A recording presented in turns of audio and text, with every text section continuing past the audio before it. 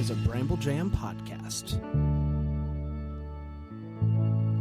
Hi, I'm Bran, and I love Hallmark movies. I'm Dan. I despise Hallmark movies. And I'm Kevin, and I cannot wait to hear why you despise Hallmark movies and why you love Hallmark movies. And this is the Deck the Hallmark podcast. Man, now, Kevin, you say that like you've never listened, and that's a lie. Because before we started, Kevin, you said you were a super fan, and you had just so many episodes that you loved. Yeah. Which I didn't know that you guys could see that I'm your number one. We can tell. Yeah. What's your favorite episode, Kevin? You were telling me right beforehand. What is it?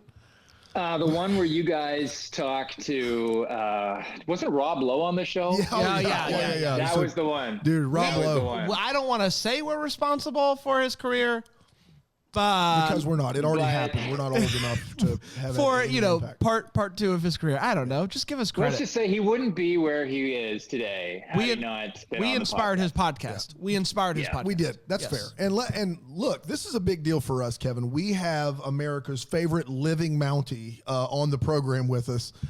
Team Nathan people out there, very excited. If Jack was alive, we'd maybe have a different discussion. Have a debate. It would be a big debate. Bring it to a cage match. And I'd be there for it. Yeah, but since he has gone to be with the good Lord in Hope Valley, you now have taken that mantle, and boy, is it a lot of responsibility.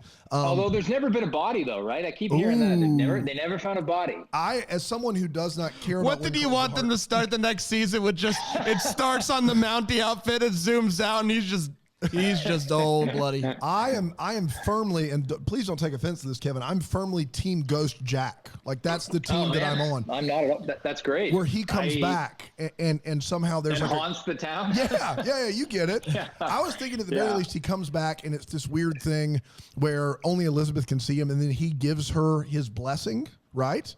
Like for her to move on. But he says anybody but Nathan. Like Ghost Dad. Have you ever seen the movie Ghost Dad? Oh, yeah. Classic Bill Cosby. Yeah. It's like Ghost Dad with Elizabeth. Yeah. Essentially, I see the pitch. Perfect. You get it. See, Kevin should pitch it for us. He's got a little bit more sway than we do. No. Yeah. But you need a movie and then another movie and bring them together. That's right. So like Ghost Dad. Yeah, that's right.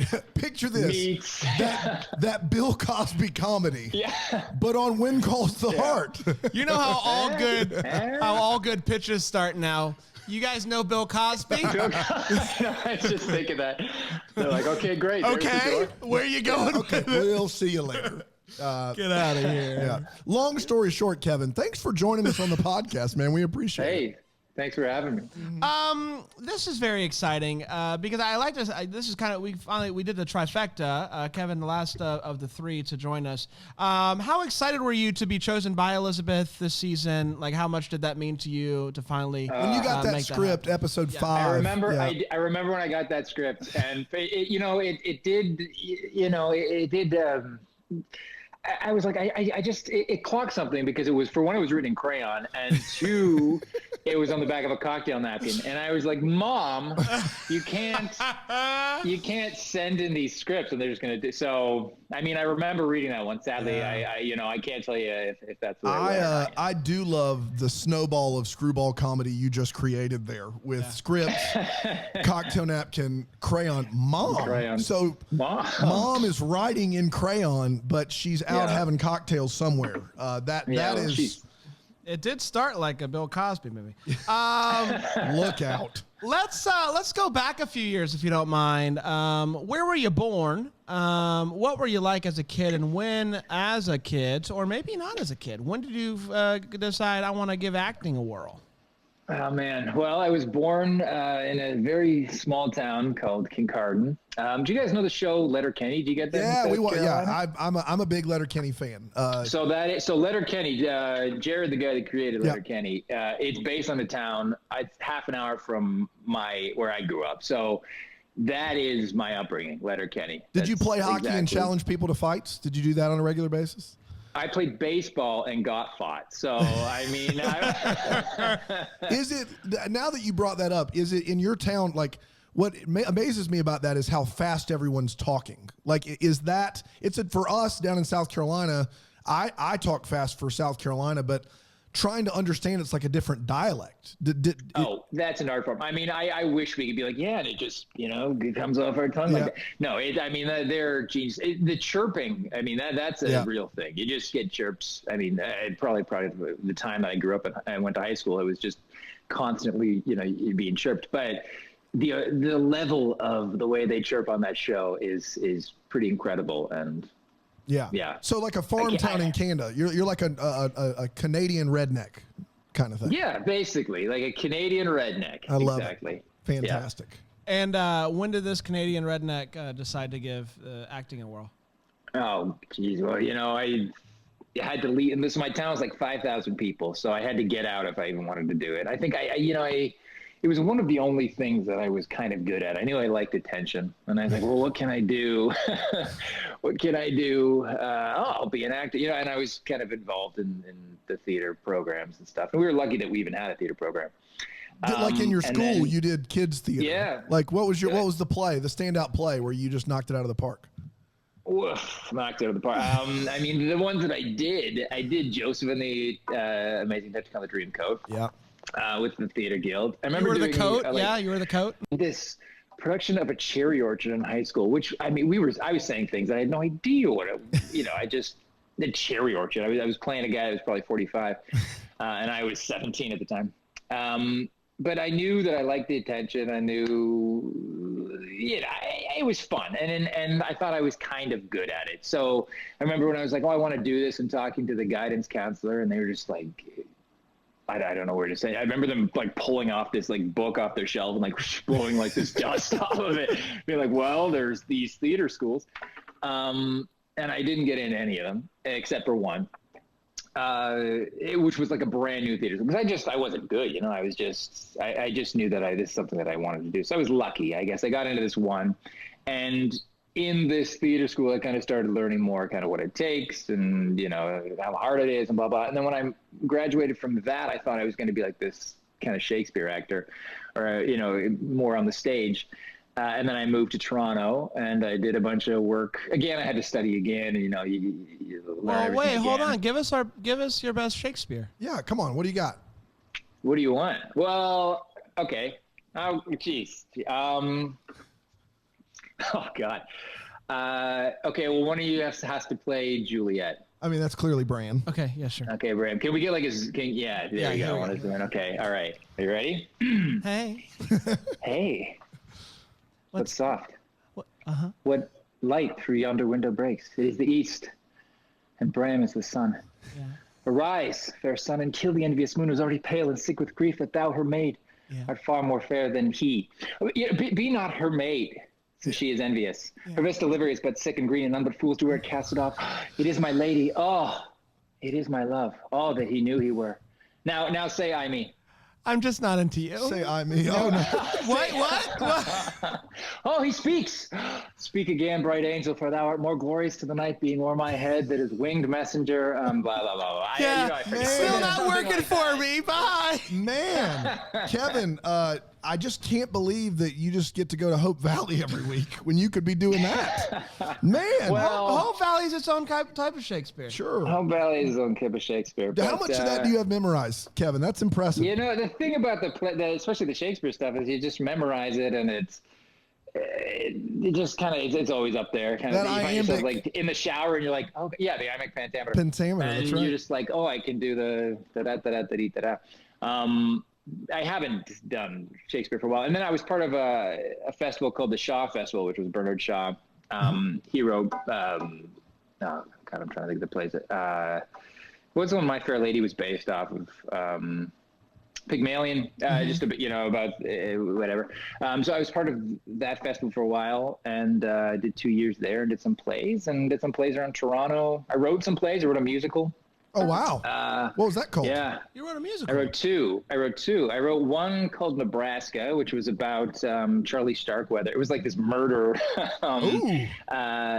musical. It was kind of based off of this. Bruce Springsteen has a song called Nebraska. And then when I kind of did some research onto what that song was about, I was like, oh, it might make a good musical. And you know that what's his face?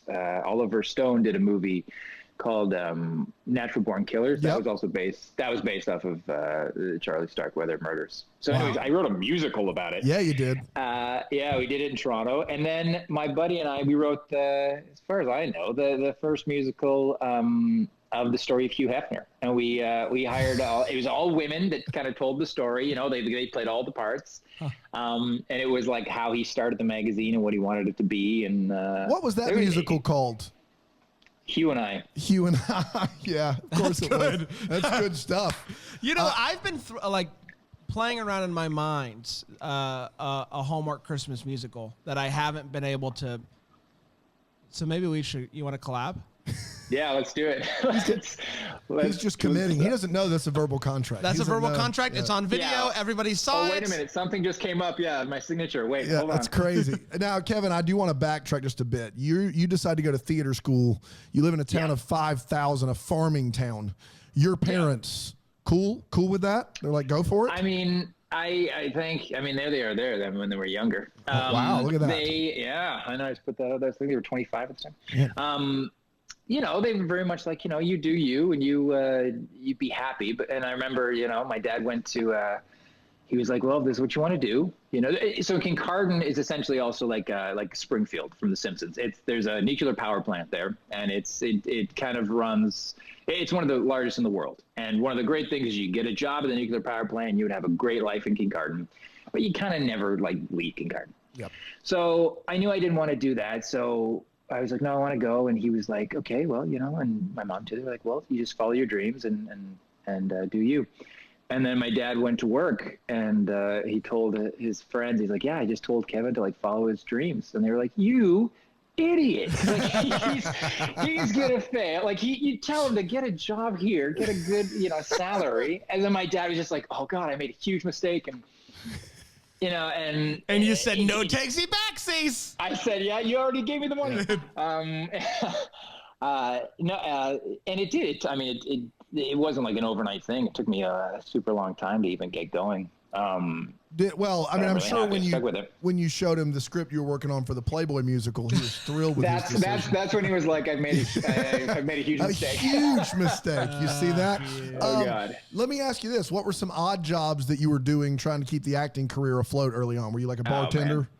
What? Yeah, I was a bartender in every restaurant, or a server in every restaurant in Toronto for about a week before I was fired. I was hired on charm and fired on incompetence about 100 times in Toronto. How incompetent are you, Kevin? I'm just not. You know what? And this is not a great skill. I think I remember reading once in a magazine some article about one of the best traits you can have is just one of those people that are just like, I'm going to be whatever my job is. If it's parking cars, I'm going to be the best at parking cars.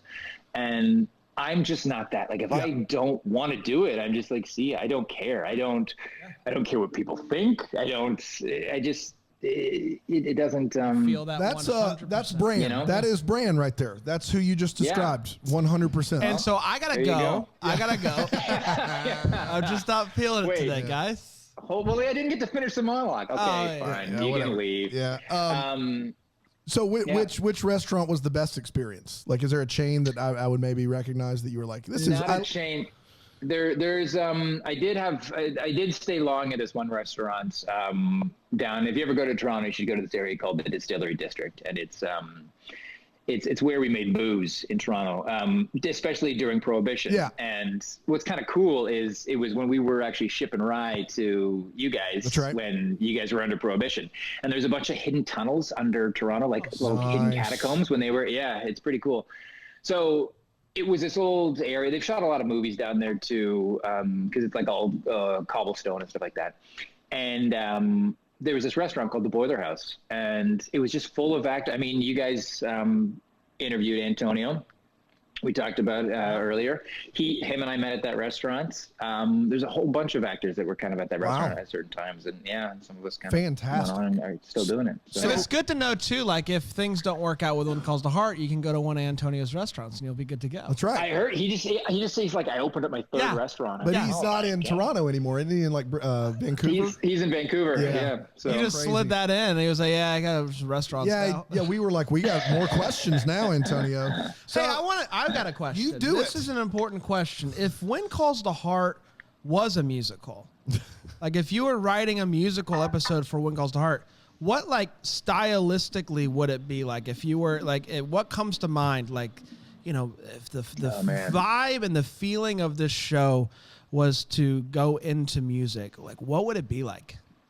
You know what? I don't think since I've joined, there's been this push to do a musical episode. Oh, really? There's so many people. There's so many people, as you guys will know, whatever episode you're on right now. But there's so many people that sing on the show or play a musical instrument. Or Jack Wagner was like a pop star in the '80s. So like there are people that do this, and I can let you know a little secret thing that there almost was a Christmas episode. Every year there's a Christmas. We know. Hallmark does. This year we didn't do one. Yes. There almost was one this year, and it had a musical number in it written by Erin and her brother. What? And what are they doing? That's gold. Well, the powers that be, and the way the show is going. I think and we got 2 more episodes, but somewhere in the ether out there's this song. Oh, I have a message for the powers that be. Who do you think you are? That's right.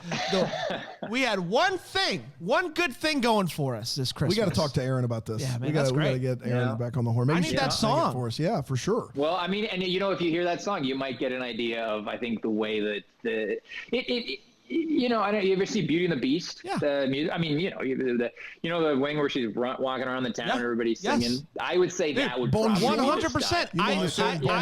I think that's absolutely the vibe. That's absolutely the vibe. Sure. I love it. They should totally do a musical episode. Yeah. The Hardys would eat that up. Couldn't hurt. I think so. Couldn't hurt. I do want to back up a little. Early on in your career, you're bartending, getting fired, going to auditions. Do you have a memorably bad audition? Like all of them? Every actor says that they're all bad, but do you have one, Kevin, that just immediately, you know what I'm talking about, where you walked out of there and were like, boy, there is not a world where I'm getting that part. Just most of them, honestly. Like, I mean, I wish I could tell you there's this one, and they always go so well or something, but there's one time. Most of the time I walk out, I'm like, didn't get that, I just kind of push that stuff to the side too. I try not to dwell on the failures, and as I've done this more and more, I kind of get to realize that you kind of just go in there, you do the character, you do what you would do if they hired you, or your thoughts, and if they don't want to buy it, that's okay, and if they do, that's great, but. I mean, there are so many. I was so green, kind of starting out, dressing like the part. Sometimes too, that's a no. Showing up, yeah. So I mean, you need to listen to our interview with your buddy Chris McNally. He had a pretty devastating one. You need to listen to that one. I think you would enjoy it for sure. Do you guys offer therapy after we open these wounds? Yeah, for sure. Yeah, no. There's no doubt about it. That's just who we are as people. What's the darkest period of your life?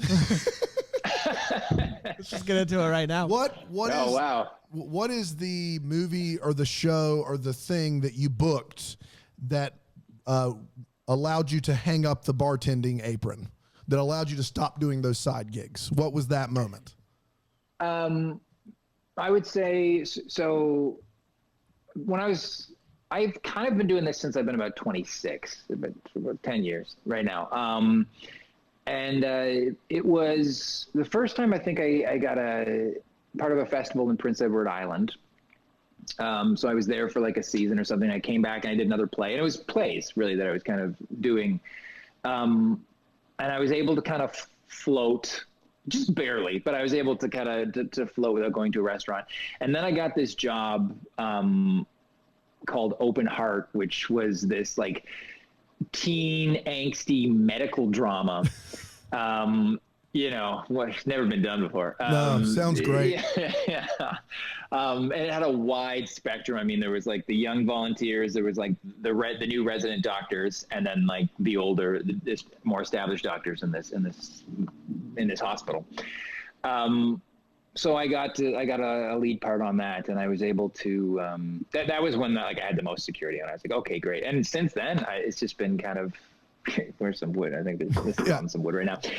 It's just been it's been okay since then. But that Open Heart was a great thing. Once you play Dr. Timothy Hudson, the sky is the limit. That's it. That's right. I got it pulled up right here. That's it. Dr. I think he's in the canon of all great characters. Yeah, I think he almost won an Emmy or something. Yeah, for sure. Yeah, you don't keep up with that. It should be on there, right? Yeah. Emmy. Yeah. They never sent the car, so I never have to go. It says Emmy adjacent. What does that mean, Kevin? Emmy adjacent. I think I wrote that. But yeah. Where are you getting this information? Are you getting this information on my website? This is IMDb. I'm looking at. I see. I'm on IMDB. Okay. Okay. Says your birthday. It says your birthday's 1971 is what I've got here. Man. You look great. You look great. So Thank you. 50. You slide right from Open Heart, which we all remember, and right into your first Hallmark, signed, sealed, delivered, which was massive. The postables just relaxed for a second. How'd you end up getting synced up with Hallmark? Because you did this, and then there was a little bit of a gap in between then and your next Hallmark. So how did that ultimately begin for you with Hallmark? An audition. I think it was. I forget. I mean, again, like I said, I don't remember too many of the auditions, but I went in and I did whatever, and then I got the call, and they said, "Yeah, you want to fly to Vancouver to do this thing," and I remember I was like, the character at one point is like. Again, back to my 1971 birthday, is like 50. And they say they had to grade my hair up, and I was like, am I right for this? Really? Like, is this where we're going? I think we're skipping some period. prime years of your life. No. So then I did this guest spot with Brooke Nevin, who, I mean, she's been in a bunch of. She's been on our podcast. She's been on our podcast. Yeah, she's fantastic. She's really good. So her and I guest starred on the Postables, and that was kind of my first entry into the Hallmark world. I didn't really know too much about it. And then I went back and I got a job on this other show called Heartland. That's like a cowboy show. And then from that I got offered, I think I just got a straight offer to do, when barks the hardest. What's the bar? What's Love at First Bark. Love at First Bark. How can you forget? Love at First Bark. That's a real movie. I wrote that down. Love at First Bark. Do you want to see the tattoo? I would love to see it. Yeah. Holy cow. So when did you become? I know. There's two separate tracks here because Aaron and Chris were both telling us. With When Calls the Heart, there's a pretty significant audition process. But with Hallmark movies, it tends to be once you're in their system, it tends to be like an offer situation. So I think if exactly. If they like you and you're in there, then they do so many. So, when's the first time you got just offered a movie for Hallmark and there was no audition? The Love at First Bark? Love at First Bark. Now, how can you say no with a title like that? So you're on Heartland. For 40 some episodes. Am I? Oh, wow. It says 44 episodes on IMDb. You can trust everything that's written on IMDb. 1971. Mitch Cuddy is who you were. That's it. So tell us about, obviously the bulk of this is going to be When Calls the Heart. Tell us about that audition process. There's a lot riding on this. I mean, they killed, I don't know if you heard, Jack is dead, Kevin. He's dead. Jack's dead? Jack's dead. And that makes so much sense now. Yeah, doesn't it kind of all come full circle? And everyone keeps talking about it. And Hallmark doesn't just kill people, and so they've got to make amends with the Hardys. I was saying Zach. Yeah, Jack. Zach is also dead. Zach died in the mine. We don't talk about. We don't talk about the mine incident. Mega funeral. But Hallmark kills a guy. They don't do that, and so there's a lot riding on making sure the Hardys are happy, and we all know the Hardys are, let's say, an ardent fan base. Tell me a little bit about the background of you going and auditioning, what the network told you, and the audition process of securing the role of Nathan. Yeah, well, I mean, so I'm on that Heartland show. I'm on Heartland. On that. On Heartland. That one, not the other Heartland show. That Heart, not Open Heart. Yeah. So again, Open Heart, Heartland, When Calls the Heart. Wow. Love at First Bark. Dude, I think you might be typecasted at this point. You're the heart guy. You think so? Yeah. Anything that has heart. Anytime there's a heart, get that guy. It's me. Okay, so I'm on Heartland, and I get asked to do this, just a tape. So I send in a tape. And we get back that, oh yeah, there's some interest or whatever. We'd like you to come down and do a chemistry read with Aaron for Nathan. And I was like, oh, okay. Let me just ask. I'm shooting at the time, but let me just see what I can get out. And Heartland is like, no, sorry, we can't let you out. You're shooting this block. I was like, oh crap. So I let them know. I was like, well, I can't do it. And they said, okay, well, thanks for nothing. and they went away. And then all of a sudden I got a call maybe a day later, and they said, hey, do you want to maybe zoom in on a call with Aaron for to see if we can for a chemistry test? And I was like, okay, sure. I don't know how that's gonna be beneficial or anything, but we did. And I call in, and Aaron, so she's in a room and there's a big screen, and she's looking at the screen, and I'm looking at her, but the camera is set up on a different angle. So I'm acting to the side of her face, and she's looking at me on the screen, and we're kind of mishmashing this scene together. And I'm not sure what's going on. And they were like, okay, thanks for doing that. That was really helpful. Goodbye. And we went away. And I was like, okay, well, I'm not going to get this. They're doing the chemistry reads in person, and I can't make the week that they're doing this. And then all of a sudden I get another call later, and they said, hey, you know what? We can actually make this work. Aaron will stay back a little while longer or something if you can fly down on this date. I was like, okay, great. It works out. So I'm down there. They put me up in this hotel right across from the Crown Media studio or building. And in the morning I'm going to go, and I'm going to go over there. So the morning comes, and I'm supposed to wait for the person to pick me up or something. No, I'm supposed to walk over. So I walk over, and there's a fire or something, and all the entranceway is blocked in with all these fire trucks. And I'm like, okay, something is telling me that I should not be doing this job. This is the third try that it should not be happening. So I go back, and then I get this call, and they say, hey, somebody's going to come and pick you up. Sorry about what's going on. So then I go back down to the lobby of this 1950s hotel that I'm staying in, and Lori Loughlin and Becky is standing there being like, hey, I'm going to drive you to your audition. And I was like, are you serious?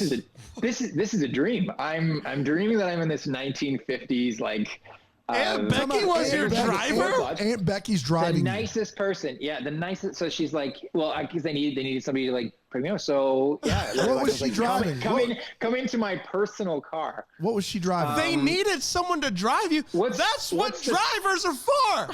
You hire them. You don't say, hey, Aunt Becky, you busy? She went above and beyond. They went above and beyond. And one of those spiders that don't have the it doesn't have a roof. It's got 3 wheels. Oh wow! No, yeah, I know what you're talking about. Like a 3-wheel. I got you. Yeah. I'm kidding. She wasn't driving that. She was not driving a spider, but that would add to it. No, so we got into her car. It was a nice car, and we got. You're not going to tell me what she's driving. It was a nice vehicle. It was a Tesla. Was it a Tesla? Jaguar? What was it? It wasn't a Tesla. Okay. I think it was a Mercedes. Okay, that's fair. That's more than fair. She's earned it. Nobody's upset about that. Absolutely. So, so anyways, we get over there, we stand up, we go up the thing, and I'm kind of making small talk with Lori. I don't know what's going on, too, at this point. Did you ask her how good of a kisser John Stamos is? Because that would be my question. I think that's when she stopped talking to me. Yeah. Asking all these questions about John Stamos. Yeah. And she said, okay, let's talk about John. Yeah, this is where I leave you. So I get into the room, and there's a couple executives there, and Aaron's there. And we do the scene that was written, and there's somebody in the hallway getting ice. It's just like, we're trying to do this friggin' scene, and it's getting quiet and stuff, and all you can hear is yeah. It's like maybe the machine got stuck or something. I don't know what's going on, and all I can hear is this person. So we finish the scene, and everyone's nobody's saying anything, and they're all in their swivel chairs this, and somebody was like, do you want to do it again? And I was like, oh, please, can we do it again? And can we close the door? And So we do it again, and that was the first time, at least I thought. I was like, "Oh, there's something." Aaron was really into it. And at what point did Bill Abbott come walking in with his ice cubes? Bill Abbott was on the TV. Remember the screen that in the story that I was on previous? He was on that. Like, okay, he's not the ice guy. I'm just gonna keep that. Like, yeah, no, he was like Big Brother at that point. He was like on watching the. Wow. Yeah, so, I did the thing and it went well. Everybody said thanks a lot. And I left and headed to the airport. And within an hour, I got a call being like, hey, do you want the job? Wow. And all of the calamity to get there, though. I mean, that does sound very madcap until the point where you nail the audition. Like the ice machine, Lori Loughlin somehow a dry. Like, what is Hallmark doing? How was the fire? Did they put the fire out? Yeah, maybe that's what it was. Maybe the fire was going and the person doing the ice machine was like, this will help get the fire out. We're out of water. Like, we're out of water. Shut up. Crazy. Water. And I'm like, somebody's auditioning in here. Excuse me. Hey, what do you think, speaking of Lori, what do you think the chances are that we see Abigail again and maybe a season 9? I think it's, I again, because of this verbal contract, I think that I could see it. What's more? I could, but I don't know. What do we see first? The song or Abigail? Maybe Abigail coming in with a song. Oh, don't you tease me. I mean, come on. Don't you tease me. Hey, I want to know, you were, things were moving, you were grooving, and in 2019, you booked a very corgi Christmas.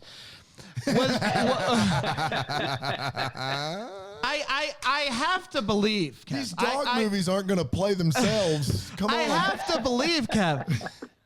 You were at a point where you could have said no to that, right? I think you're probably right. But you did it, and it's here, and I'm happy it is. I'm happy it is. Can you imagine his agent going, I know you're killing it on Wing Calls the Heart, Kev, but we got a movie. It's called A Very Poor Christmas. a what? What?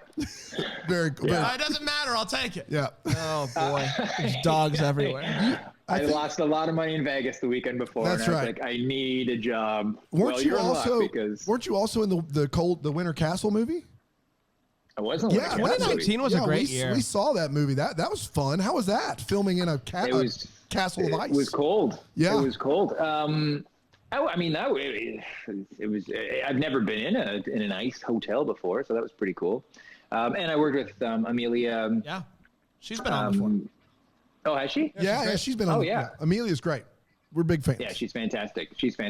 So, and I knew the director as well. So, yeah, we had a great time on that one. So, you get cast as Nathan, and you understand from the beginning they're setting up this love triangle to allow Elizabeth some time to heal over dead Jack, R.I.P., and you know that you're in it for the long haul.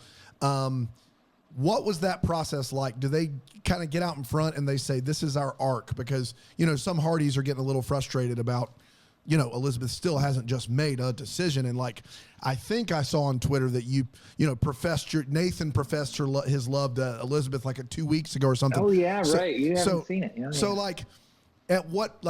how much notice are you getting on these things? I understand, and Chris and Aaron have both intimated that there will be an answer at the end of this season. They both basically confirmed that.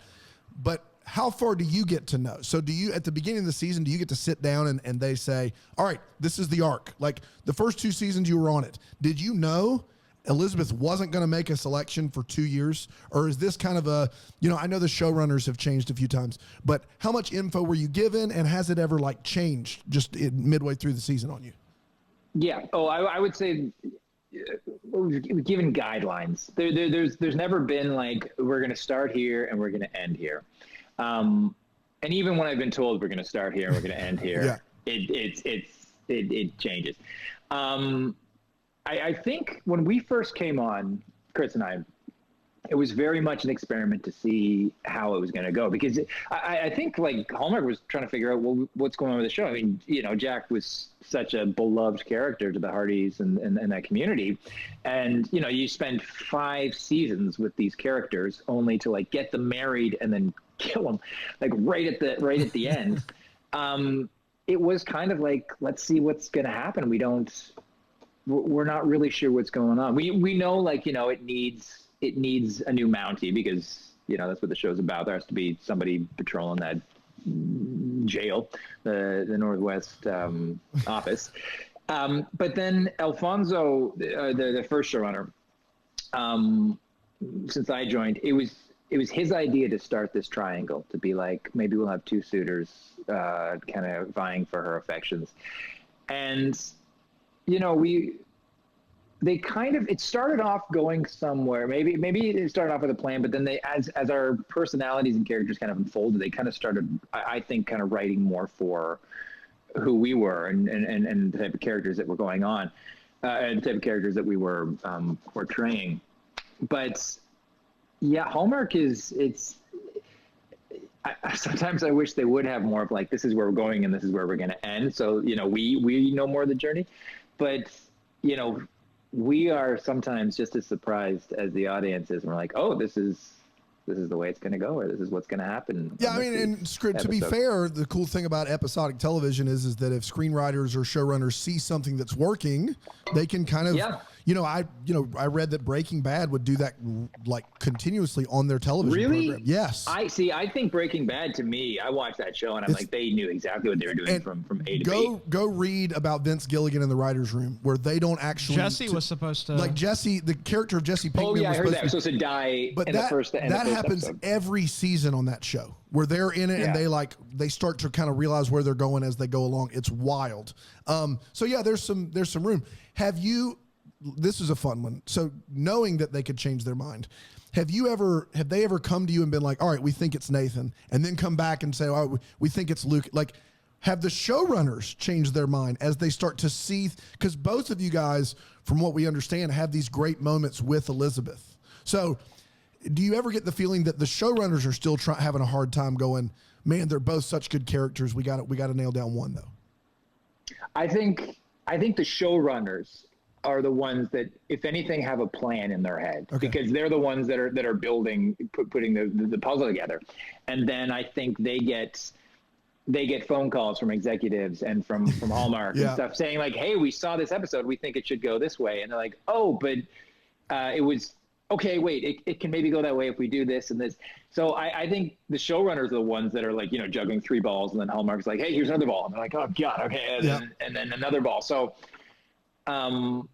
you know, very possible that it could be the show, one of the showrunners being like, oh, we'll change this, or one of the writers coming up with an idea. But I do think there's a lot of there's a lot of people wearing a lot of hats in this in When Calls the Heart over the years, and as it's gotten bigger and more people have, and you know, it's gotten, that's one great thing, you know, that Chris and I didn't sink the ship. That if anything, people are more like, who's she gonna pick? What's going on? What's happening to these new characters? And it's massive. So it's Kevin. It's Matt. The show is huge. It's making like not just Hallmark news. Like this show now gets like on you know Entertainment Tonight and things like that. It's a huge deal for the network, but also for you guys, and to be a part of that has to be really cool. Did it feel like there was less pressure knowing that you and Chris were coming on at the same time? Did you feel, because if it wasn't Chris, it's just, oh, look at the Jack replacement over here. Like that would be more pressure, I would imagine, correct? Yeah, well, I've read people being like, they should just recast Jack, and I was like, that would have been terrible for the poor actor coming on to be like, I'm the new Daniel Lissing. Good luck there. You can't do that. And 100%, especially with Chris, and Kayla too. I mean, who's the other actor that came on as well.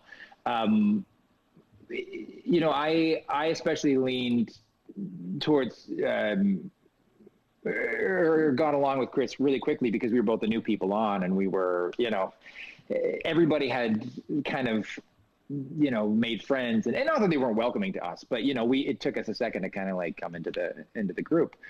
So it was so nice to know, like, you know, Chris was there and he was kind of going through the same stuff that I was. And I also came in a lot later. Like he came in the second episode or something, and I didn't come in until about the middle of season 6. You'll get to. Yeah, we'll get there. I still haven't gotten over them changing the aunts and Fresh Prince, so I can imagine that it's a similar similar thing. Did you see? Wasn't there like a tell-all when they did a reunion? It was really good. The reunion on HBO Max was really good. Yeah. Totally worth the watch. Are you still on? Forgive me for not knowing this. Are you still on Heartland?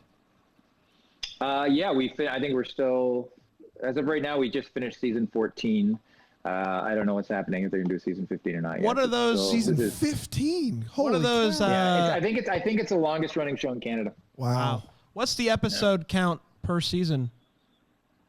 When I joined, it was like 18, but they've scaled back to 10 now. Wow. So I don't know. What's the kind of the differences in between? You know, they're both TV shows, and I'm sure there's some similarities in the shooting, but Hallmark's also kind of its own thing. Yeah, being on two series regulars on two shows. That's unique. So, like, is it? I would two questions. One, I would imagine it's for me. It would be difficult to get into both of them. Like, I feel like just the way I'm wired, I feel like I would have to devote it to one, let that play out, and then I could focus on another character as if we're talking about a show. But like you're hopping and you're doing both. Is that difficult? And what's kind of the differences in filming and stuff like that in between Hallmark and Heartland? Well, for one, I think you'd find it easier than you think you would. The writing is different for both those characters. The guy that I play on Heartland, Mitch, is much more laid back than Nathan is. So it's kind of fun to kind of go back and forth. I don't find it incredibly difficult. It was hard this year because of the pandemic. Usually I'd be able to kind of fly back and forth because Heartland shoots in Calgary, kind of cowboy town in Canada. So I'd be able to like take a plane back and forth, but I couldn't leave at all while we were doing while we were shooting this season. So I had to wait till it was over. So there was a lot of excuses and like where my guy is and blah, blah, blah. So once we wrapped, I was able to kind of fly over. So I was able to kind of finish one this year and then go and do the next one. But usually you're going back and forth, like you're shooting both at the same time. You're flying and wow. Yeah. It's not a huge flight. It's like an hour flight back and forth. So still, that's something. That's cool. Yeah, that's crazy. It is, and they're both. Heartland's a bit more modern, but they're both kind of shows about family values and things like that. So, wow, who knew? Yeah. Hey, Chris, when Chris McNally was on our program, he did an impression of you.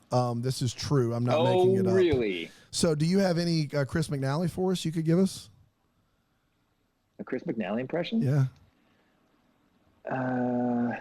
They paint like an appropriate Chris McNally or inappropriate. We're up for whatever, Kev. I'm now intrigued. I don't know. Chris is really good at impressions. I think he's better than I am. I think I might sit this one out. Okay. Chris has got I'm trying to think. He's always painted very like just lovely on Lucas is such a lovely guy. He's always. Oh, look, I was going to prop up. There was one you missed it recently, but he's coming out of the saloon with a bunch of books. Like he's such a giving man, and he's like, I've got a bunch of books here. I was going to prop you guys up on. So this is Chris coming up, being like, oh hey Elizabeth, I was just giving these books to the library. I've also opened an orphanage too on the weekend. I'm just so giving. There, that's my. You nailed it. You nailed it. He's too perfect. He's too perfect. Chris's impression of you was not of the character Nathan. He told a story about getting the Louis the 13th cognac or Scotch whiskey. Oh yeah. When he like blew all his his per diem, and he was doing you couldn't believe that he was doing. He's doing it. He's getting the Louis. That's what he said, but he did your voice. Did he tell you the rest of it though? That after he spent all the money on the drink, I think we had to have like dinner or something, and he had no per diem left to pay the dinner. It's like, Kev, how much per diem do you have left? He left that out. He made it sound like it was the last night. He made it sound like he had to get rid of the money. He made it sound like there was not a dinner afterward. That's funny. I'm pretty sure somebody's per diem had to help him out of this. It seems like you guys get along legitimately get along really, really well. Like, he's a good guy. Is there a part of you that maybe is sad when Elizabeth makes a decision? I'm sure you'll both still be on the show, but you probably will be doing less together, like press and just things like that. Yeah, I've said that in the past. I'm going to really miss us, like, the three of us kind of going around and because, Aaron, Chris, and I do get along so well. And the press will change now. So I will miss the three of us going around. But I mean, we're still all going to be on the show. So that's going to be great. And You know, he throws fantastic parties in Vancouver. If you guys are in Vancouver, you should. He invited us. He's like, you have to go. He's a mixologist. Like he was like, this is this drink I'm working on, and you got to come over. And we were like, all right, Chris, sounds good.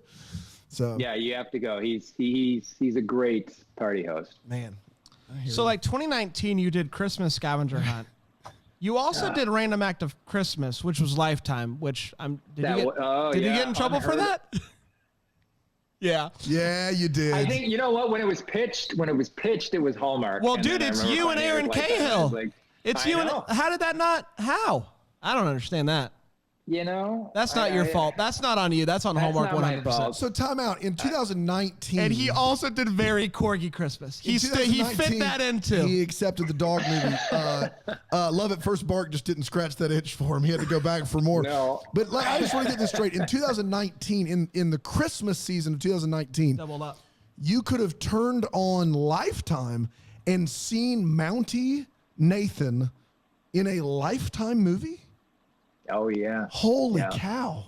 But that same thing happened, man. That same. I think it was 2018 that happened with Andrew Walker. Yeah. Andrew Walker doubled up. Yeah, did he do the? Yeah, he did. He was in with Bethany Joy Lenz. Yeah, he was. You know, the thing is because Hallmark is you know, they're just.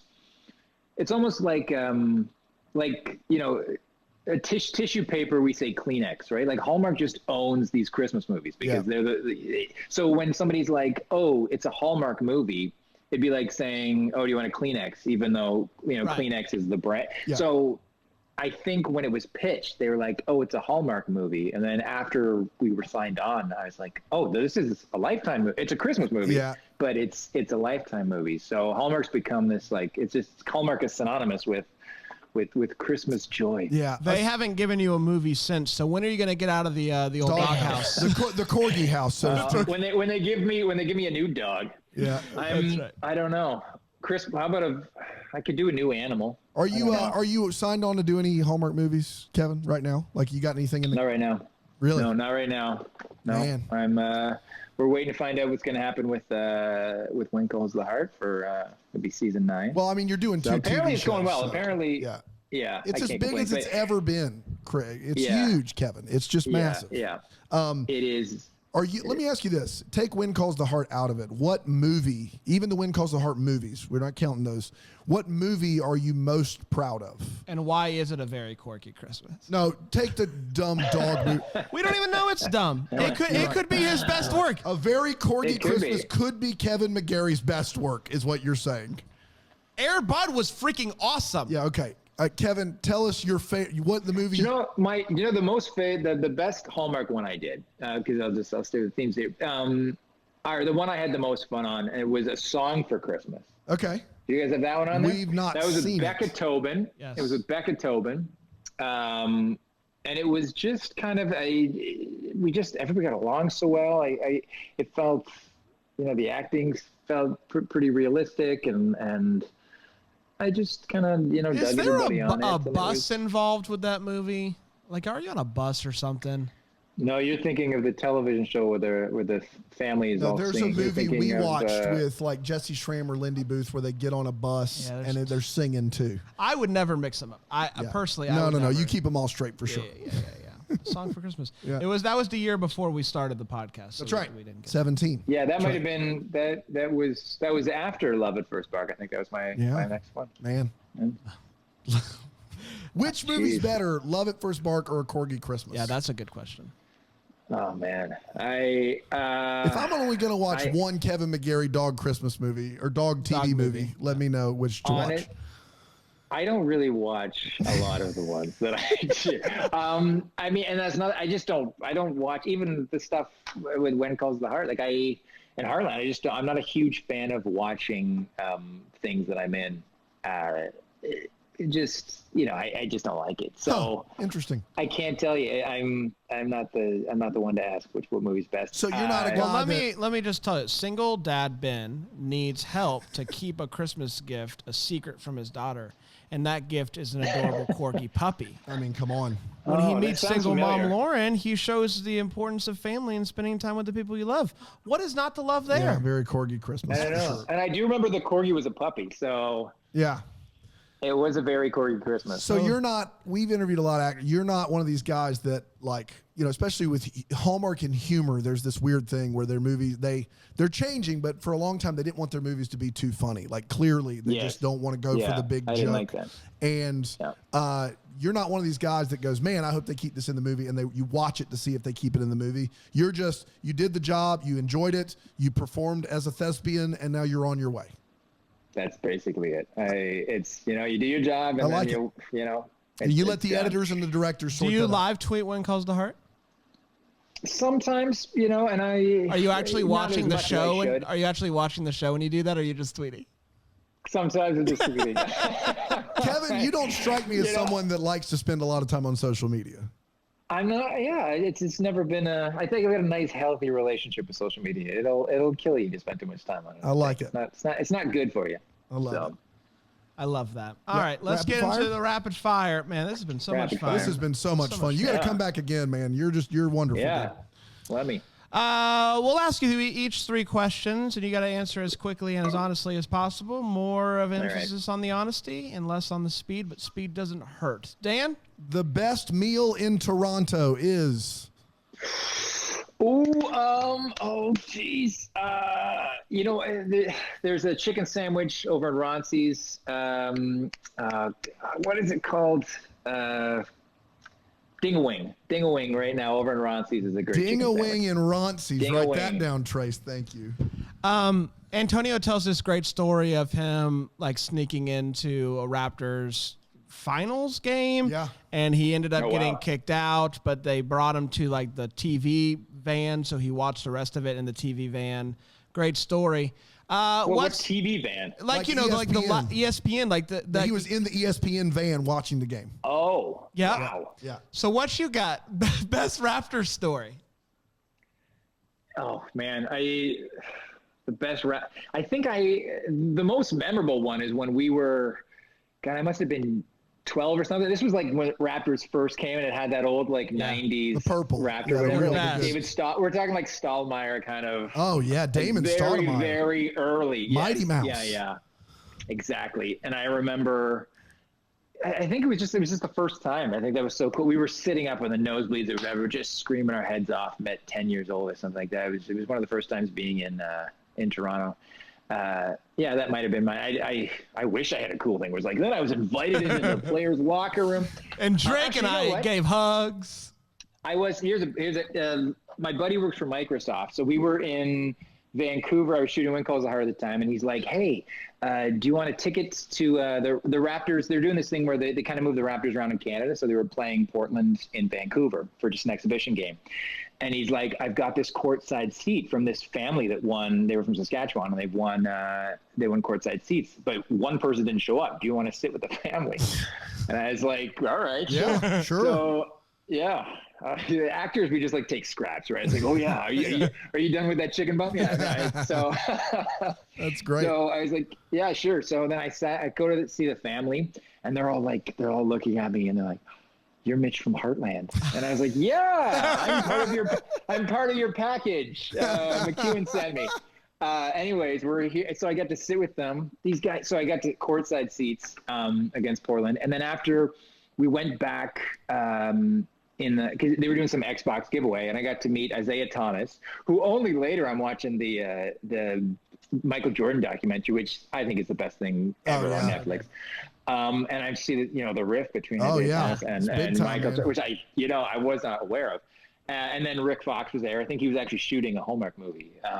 So I met him too in the back. 3-time NBA champion Rick Fox. 3-time NBA champion Rick Fox. We always, whenever we do one of his movies, because he does Hallmark movies, we always call him 3-time NBA champion Rick Fox. Oh, good. So, you should. I think I would want that. That would be on my license plate. So, I'm just thinking, like Heartland, like Law and Order in the United States. Like, imagine you have a family and you're sitting courtside, and then one of the regulars from Law and Order is the other ticket.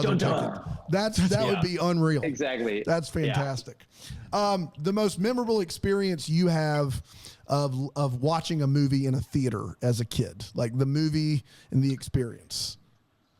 I think Titanic was a really big one for me. I remember watching Titanic.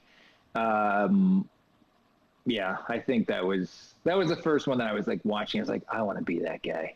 I want to be the dude that dies, that goes down on the boat. You want to be Jack?